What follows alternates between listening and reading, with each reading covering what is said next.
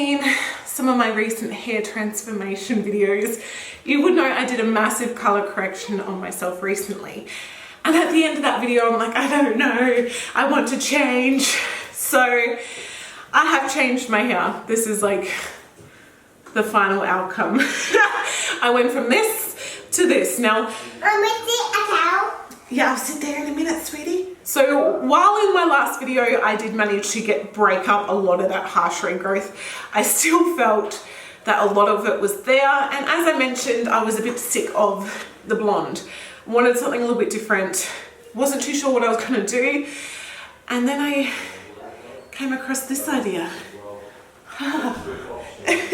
So I've basically done a full head of lowlights into my hair. So basically what I did for my hair was I added no bleach. I went in and did a full head of lowlights, almost like reverse balayage in a way. So just to break up that regrowth and just add a little bit of depth while still keeping the blonde there, but just not have it so kind of stark blonde. So I definitely think this is great for the cooler months. It's great. You don't want to 100% commit to something, like it won't be too hard to go back lighter. And it's just nice for a bit of a change, you know? Even though my hair is desperately needing a cut, first thing you're gonna need to understand is hair has underlying pigments.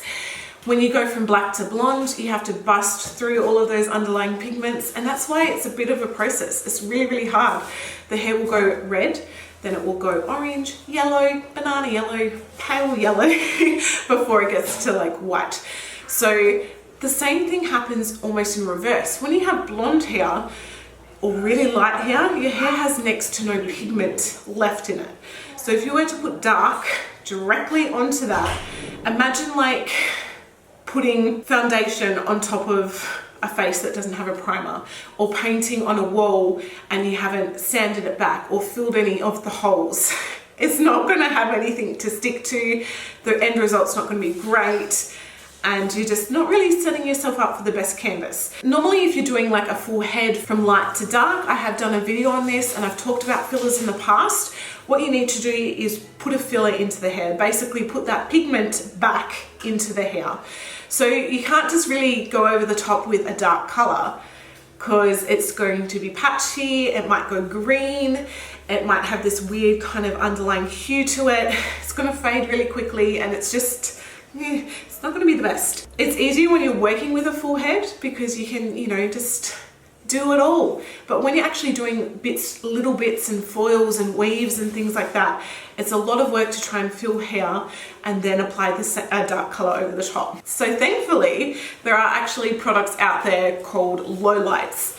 So these are professional products. Majority of different brands will have their own version of them. I use Pravana for this, and pretty much what they are is a darker pigment, a darker color with an inbuilt filler.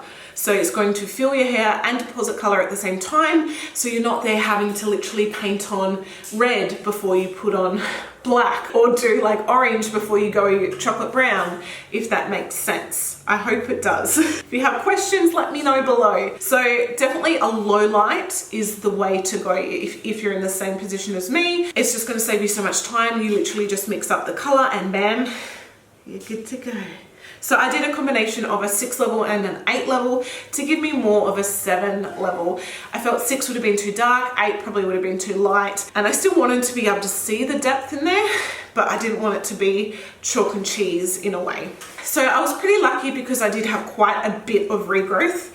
If I had to get this low light right up to the roots, I don't think I would have been able to do it myself, because especially like foiling through the back of my head, which is really hard to do. Thankfully, I only had to kind of apply the color on top of my already blonde hair, which was like grown out a fair bit. So that made it so much easier, so much easier. So I pretty much did a combination with my placement. I divided my hair into 4, and what I did was alternate with my foils. I still did weaves. So weaves are basically where you have your hair like this and you literally weave out sections. So that way it's going to give more of a piecier look. It's not going to be like a big thick blob. You can do them as fine or as thick as you want. Obviously finer hair, do finer weaves. Thicker hair you can get away with thicker pieces. And what I did was one foil, I would apply the low light all the way through to the end. The next foil I'd apply halfway, 3/4 of the way down, and then leave the ends out blonde. So that way it's going to almost give me that reverse balayage look in a way. Just swapping to voiceover. I know this microphone's crummy, I'm sorry. So because the low light color I'm doing is similar or the same to my current regrowth, I'm not applying it directly onto the roots. If you were doing a really, really dark low light and the rest of your hair was quite light, you of course would have to apply it onto the roots to help it blend.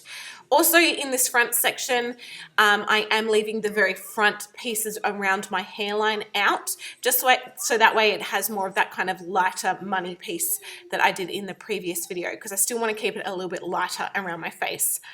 Lastly, make sure that each section you are taking, you're saturating the hair extremely well. Especially if you are taking thick sections, you want to make sure that there's so much color on there that it's saturating, so you're not going to end up with a patchy, uneven result.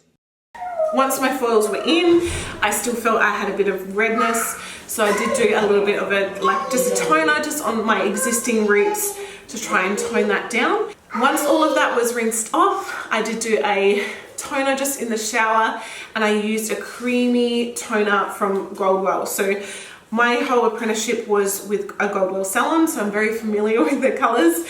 It was just an express toner, beautiful, and I just feel like it gave my hair a little bit more richness, a little bit more of a creamier blonde, not too ashy but not too golden, and yes. So I'm not here saying it's 100% perfect. I probably missed heaps of spots. The spots that are probably a bit patchy, but at the end of the day, I did it myself. If I went to a salon, I would be looking at probably $400. So anyway, rainbows, that is basically how I did it. And I'm really happy with how it looks. It's different, but it's not like, holy crap, what have I done? And I can't go back. So I hope you guys enjoyed the video. Let me know your thoughts. Let me know if you have seen my previous hair color transformations, or if you guys are interested. I've got a plethora of hair tutorials, transformations here on my channel. Quite experimental with my hair, so, you know, but baby's due next month. So go on the natural route. Anyway, rainbows, thank you for watching. Give the video a thumbs up and subscribe if you enjoyed it, and I'll see you guys in my next video. Bye.